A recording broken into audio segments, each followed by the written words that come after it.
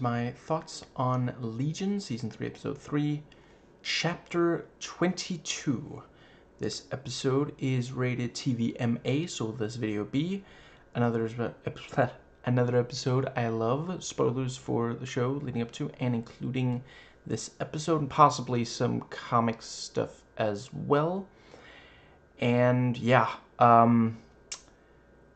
another really amazing episode. So this was not the weirdest episode of the show, but it was the one that most reminded me of the others, and I'm always happy to be reminded of Alejandro Amenabar. That is a name there's no way I'll forget that name. Yeah. Loved his movies for like 20 years. Not forgetting that name. Anyway, yes. Not his best work, but, yeah, still solid movie. Now, Open Your Eyes and Thesis are, so far, my favorites. I haven't watched absolutely everything he's done. I'd like to watch more. Anyway, The Sea Inside is also excellent. Yes, as usual, for a while, wasn't entirely sure why we were seeing what we were seeing, but yeah, if it did indeed, Carrie with a K, Carrie with a C, did succeed. There's two C's in succeed, so, no wonder that Carrie with a C would succeed at being able to make a machine that could that would allow Switch to bring David with, and, they are also able to go further back, which might also be in part because he's able to fight off Farouk. She wasn't. And yeah, they're trying to warn, especially David is trying to warn Gabrielle about Farouk, and yeah, we get to see the entire relationship. And I thought it was very interesting. This, I've seen a lot of ghost stories. I had a phase. And this is one of the only ones where we know exactly who the spirit is for basically as long as we know that there's a spirit. And we're actually completely sympathetic to two of the three spirits that there are. So that was very interesting. That was a different experience for. And yeah, I thought it was really cool to finally get to see Charles. I knew before starting to watch the show, Charles is David's father, and yeah, I wasn't sure if they were ever going to show him. I think there might have been like rights issues, and I don't know if they had resolved them by let's see. I think they still don't say his last name in the episode, do they? Or am I remembering wrong? But yeah. And I thought there were some really great moments. I think I'm going to start with the really positive ones. So, incredibly sweet romance. And the way that it graduates from, at first, he feels himself drawn to her, and he's spending time with her, but it's somewhat one-sided because she's catatonic, and he's drawing her and then showing, what do you think? Is this, so, like, showing that he appreciates her without, like, pushing. And, like, he even says himself in this episode, he could pry, and he could also use his power to, like, force her awake, if he was, like, I think what we're seeing is he was a better male partner than David ended up being, at least of what we see here. And yeah, he lets her come to on her own time instead of trying to force it on account of like, I want to do more, traditional boyfriend-girlfriend stuff. I don't want to just sit and draw you while you sit and not do anything kind of thing, And yeah, we're again seeing, they do have empathy for mental health patients, The episode never makes one of the mental health patients actually look, it's not a negative depiction. It's not the kinds of like alienating ableist depictions that we see in a lot of media. There's so much, not only American, but yeah, this is American, so American media, a lot of it, makes it seem like there's just these completely unreachable, like, just, yeah. Let's see, and the yeah,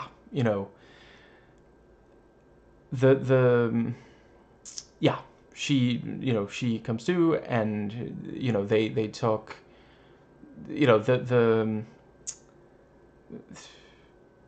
yeah, the weather, and she says hungry, and it's like, I don't think that describes the weather though. And they're eating, and just these wonderful little details that I feel like I'm gonna remember for a long time. And my memory is not the greatest on the kind of the ADHD, and yes, I do actually have that.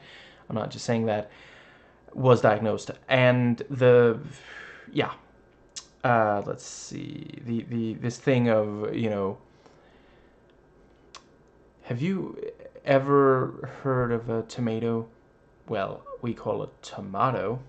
Okay, let's call the whole thing off, but this thing, I'm like, oh, I thought it was an apple, so I bit into it like an apple. It's just it's sweet, because yeah, if you don't know, how would you know? It bears striking resemblance to an apple, so not 100, not a 1-to-1, but yeah.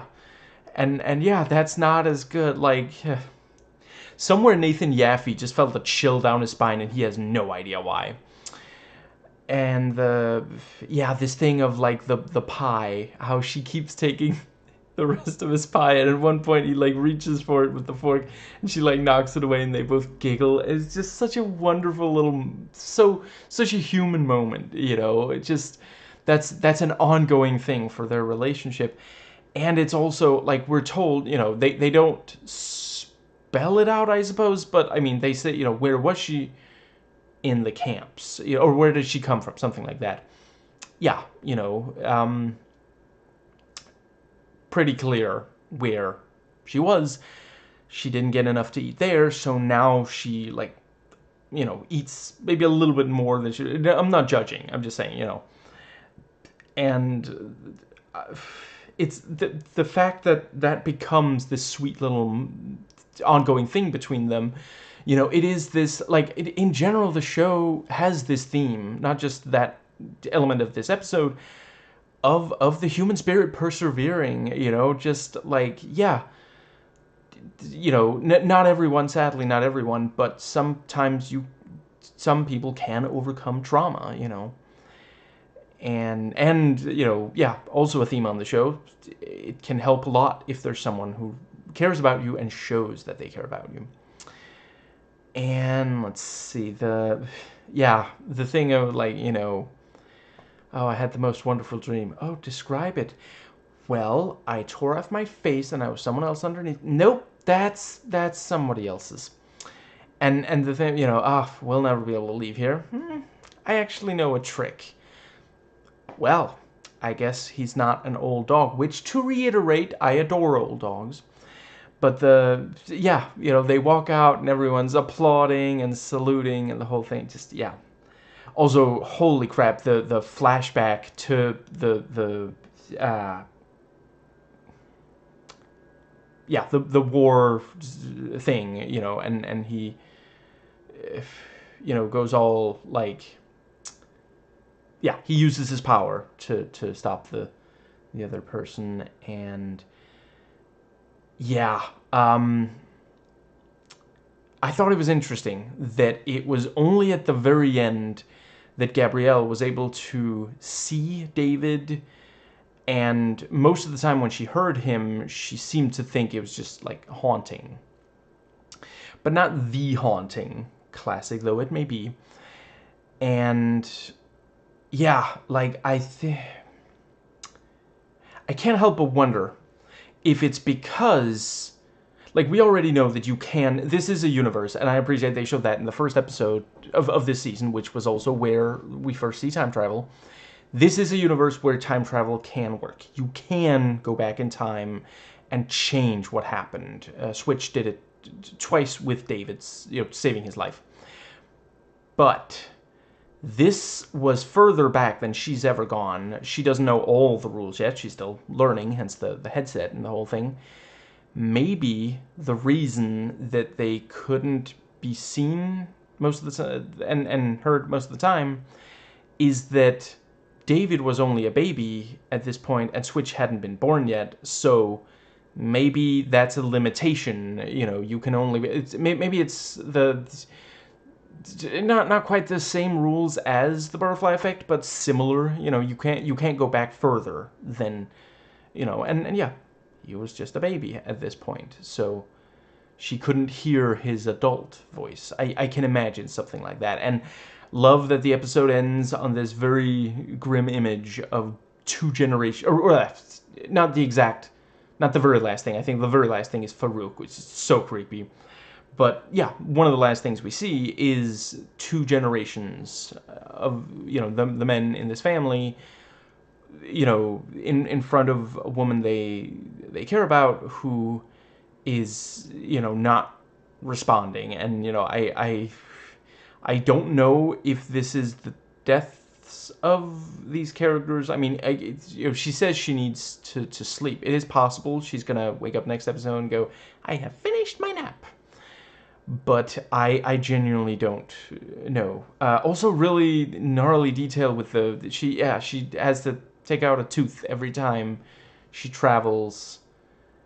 At least that far. Did she take out a tooth when she just jumped back by a few minutes in the first episode of this season? I don't think so. But the other times since then, which was also longer time going back. Yeah, just phenomenal ghost-like atmosphere. Loved seeing Farouk's smoke cloud monster form and the yellow-eyed demon with the yellow eyes, something like that again. Still fantastic performance. And apparently Gabrielle had the angriest boy in the world doll before. So yeah. Genuinely horrifying near the end with the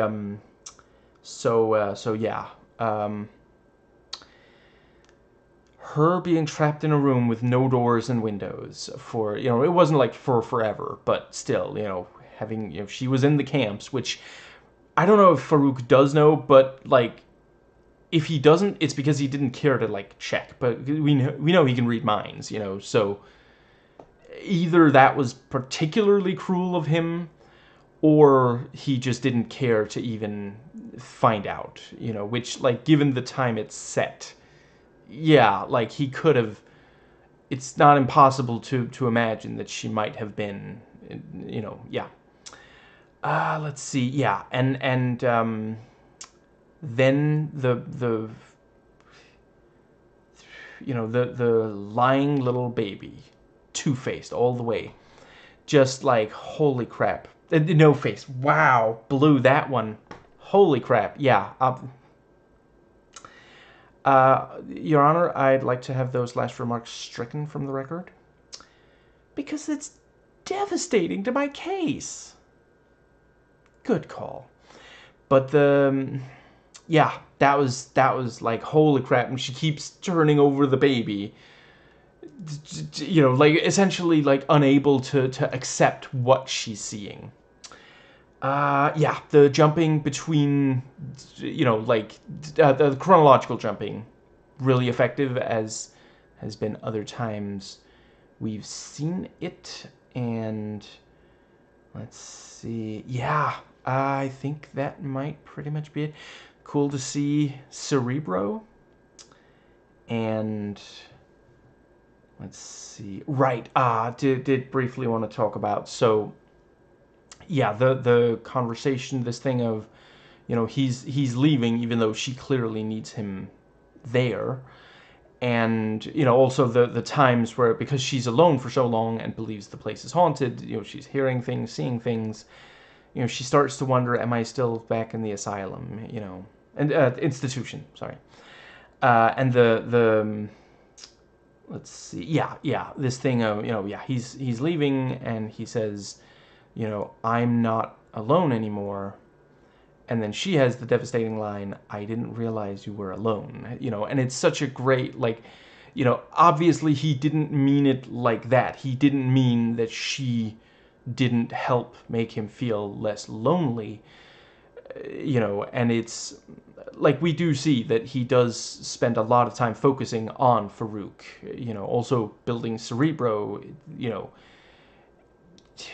It's one of those things, and that's so devastating, and that is a strong contrast to the sweetness of their early relationship. They are lonely together.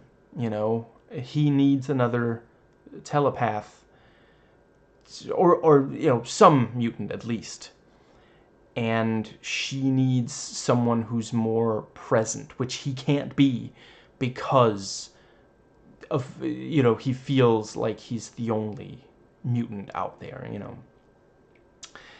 And that, yeah, it was also a great, I really appreciate how it is this thing of, like, it is very, it is a shortcoming of the where we are right now in Western culture, that we have this idea that one person will fulfill all our needs, that any one person could give us absolutely everything that we need. Now, to be clear, I'm not saying that,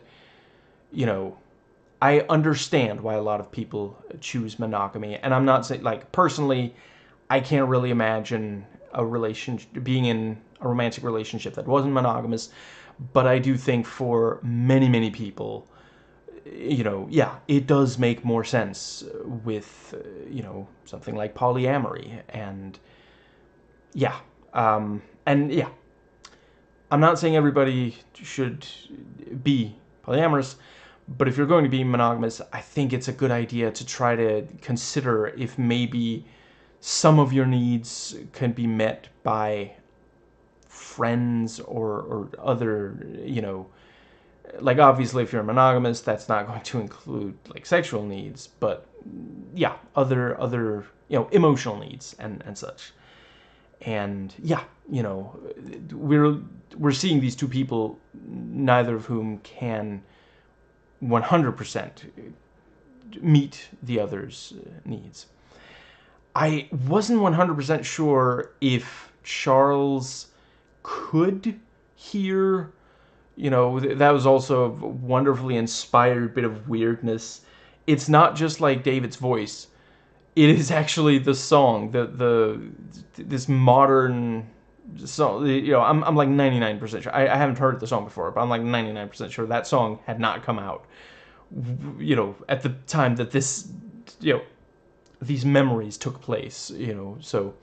But yeah, could he hear it? And he was, like, hoping that if he just claimed he couldn't, she wouldn't think too much about it. Maybe he was worried that it was a sign of something, and he was thinking, well, if I can hear it, maybe it's telepathy, and that's part of why he's thinking so much about Farouk. I'm not 100% sure, but yeah. Right, the door in the middle was also great, and she tries walking around it, and we see Alex didn't put invisible walls in this board. I mean, wow. Out of video experience.